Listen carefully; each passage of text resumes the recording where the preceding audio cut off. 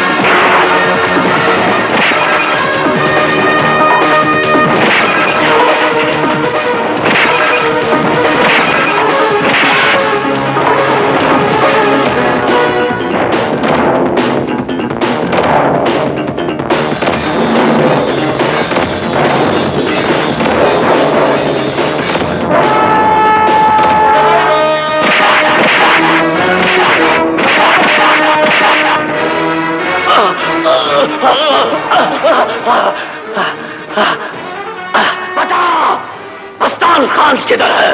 नहीं नहीं, मुझे नहीं मालूम। बता, मस्तान खान किधर है? मुझे नहीं मालूम। बता मुझे, बता बता।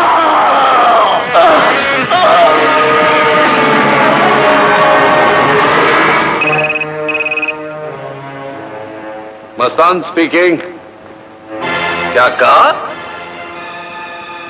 हैदर ने मेरे आदमी मार दिए और वो मुझे तलाश कर रहा।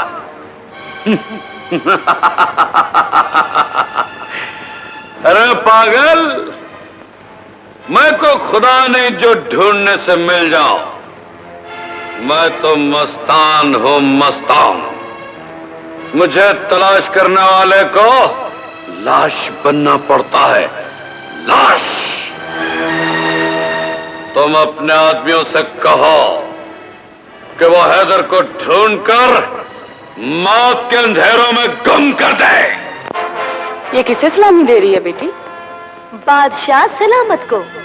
आज बादशाह जेल से रिहा होकर आ रहा है। माँ, आज मेरा बेटा जेल से रिहा होकर आ रहा है। नताशा बेटी, तू जल्दी से जाकर उसके कमरे की सफाई कर दे।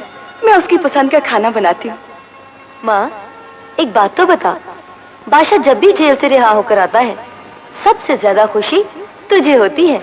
तू नहीं जानती बेटी, बादशाह के हम माँ बेटी पर बड़े एहसान हैं। मैं जानती हूँ माँ, हम बेघर थे, उसने हमें रहने के लिए घर दिया।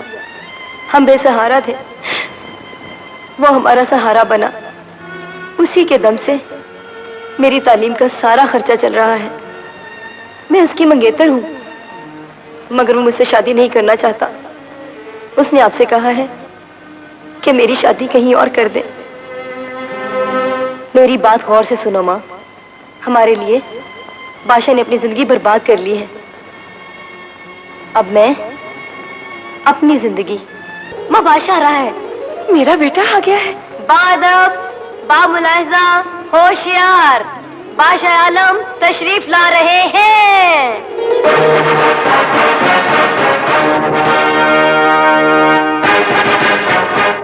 लगता है कॉलेज में पढ़ाई कम और ड्रामे ज्यादा करती हो।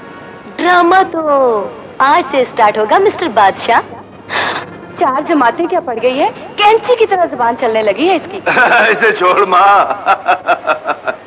तू मुझे जल्दी से खाना खिला दे, बड़ी सख्त भूख लगी है। जेल में सब कुछ मिलता रहा है, लेकिन तेरे हाथों का खाना नहीं मिला। तू चलकर बैठ, मैं अभी तेरे लिए खाना भेजती हूँ। आप तशरीफ ले जाएं बादशाह सलामत। ये कनीज बदतमीज अभी खाना लेकर हाजिर होती है।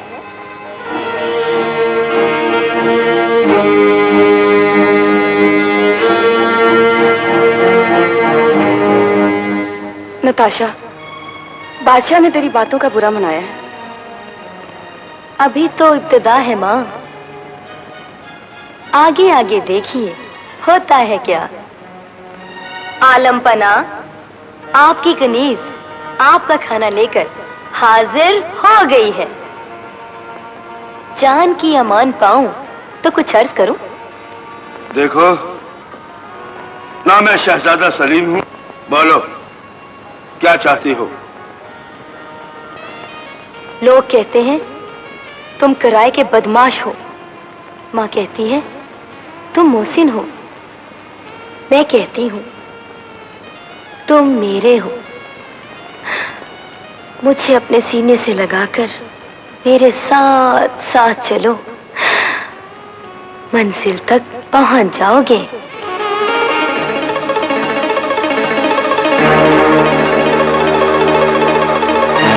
मेरी मंजिल तू नहीं, फांसी का तख्ता है जहां मैंने अकेले जाना है।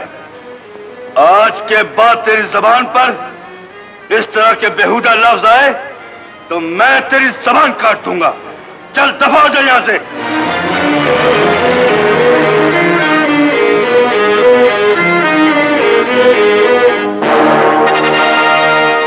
तशरीफ रखें mister Ali. Thank you sir. आपको इसलिए जहमत दी है कि हमारे डीएसपी उमर खान को यह शक है कि मफरूर हैदर आपकी पनाह में है। डीआईजी साहब, मैं सिर्फ हैदर का दोस्त ही नहीं बल्कि एक ईमानदार और जिम्मेदार ऑफिसर भी हूं। जब से हैदर फरार हुआ है उसने मुझसे मिलने या राब्ता कायम करने की कोशिश सिर्फ इसलिए नहीं की कि वो अच्छी तरह जानता है कि अगर वो मेरे सामने आया तो मैं उसे कानून के हवाले कर दूंगा। Are you sure? Yes sir, and I am positive. Thank you Ali, आप जा सकते हैं।